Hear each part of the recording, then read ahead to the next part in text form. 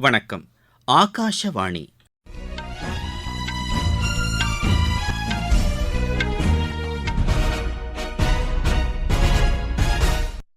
செய்திகள் வாசிப்பவர் மணி துரைசாமி. தலைப்புச் செய்திகள்: இந்திய பசிபிக் மண்டலத்தில் புற்றுநோய் ஆராய்ச்சி மற்றும் சிகிச்சைக்காக 7.5 மில்லியன் அமெரிக்க டாலரை இந்தியா வழங்கும் என்று பிரதமர் திரு நரேந்திர மோடி அறிவித்துள்ளார். 10வது காமன்வெல்த் கூட்டமைப்பின் இந்திய மண்டல மாநாடு நாளை புதுதில்லியில் தொடங்குகிறது. இலங்கை அதிபர் தேர்தல் முதல் சுற்று வாக்கு எண்ணிக்கையில் எந்தவொரு வேட்பாளருக்கும் 50% வாக்குகள் கிடைக்காத நிலையில் இரண்டாவது சுற்று எண்ணிக்கை தற்போது நடைபெற்று வருகிறது. மத்திய மேற்கு வங்கக்கடல் பகுதியில் நாளை குறைந்த காற்றழுத்த தாழ்வுப் பகுதி உருவாகக்கூடும் என்று சென்னை வானிலை ஆய்வு மையம் தெரிவித்துள்ளது.